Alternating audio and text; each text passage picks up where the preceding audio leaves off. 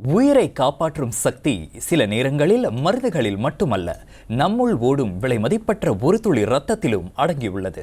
அவ்வாறு வழங்கப்படும் இரத்தம் ஒருவரின் உயிரை காப்பாற்றும் நம்பிக்கையாகவும் ஒரு குடும்பத்தின் கண்ணீரை துடைத்து வாழ்வளிக்கும் வரமாகவும் மாறக்கூடும் என்பது மறுப்பதற்கில்லை. அத்தகைய உயிர்காக்கும் உன்னத பணியில் பொதுமக்களை ஈடுபடுத்துவதுடன் அவசர தேவைக்காக இரத்த கையிருப்பை அதிகரிக்கும் நோக்கிலும் இரத்த தான முகாம் ஒன்று ஏற்பாடு செய்யப்பட்டதாக தாமான் கோப்ராசி கியூபேக்ஸ் குடியிருப்பு சங்க தலைவர் டத்து சங்கிலி முத்துரத்னம் தெரிவித்தார். காஜாங்கில் உள்ள தாமான் கோப்ராசி கியூபேக்ஸ் குடியிருப்பு சங்கம் சுகாதார அமைச்சின் ஆதரவுடன் 7வது முறையாக இந்த இரத்த தான முகாமிற்கு ஏற்பாடு செய்திருந்தது.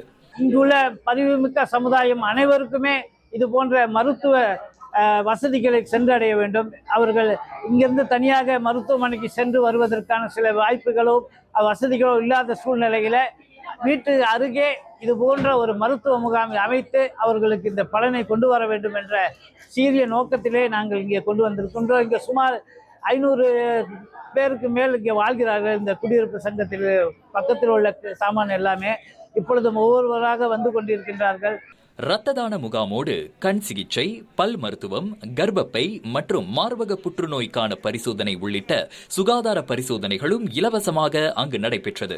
தாமான் கோப்ராசி கியூபேக்ஸ் குடியிருப்பு சங்கத்தின் நலன் கருதி மருத்துவ முகாமுடன் பல்வேறு ஆக்கப்பூர்வ நிகழ்ச்சிகளையும் ஆண்டுதோறும் தாம் மேற்கொண்டு வருவதாக சங்கிலி முத்துரத்னம் குறிப்பிட்டார்.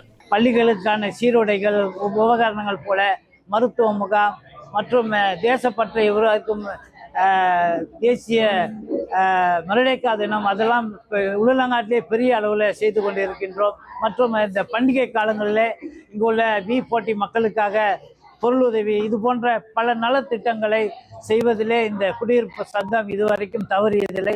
கடந்த ஆண்டுகளை காட்டிலும் இவ்வாண்டு அதிகமானோர் இரத்த தானம் செய்வதற்கு முன் வந்திருந்தாலும் மலேசிய இரத்த வங்கியின் விதிமுறைகளுக்கு உட்பட்டு 38 பேர் மட்டுமே இரத்த தானம் செய்வதற்கு தகுதி பெற்றதாக அவர் கூறினார்.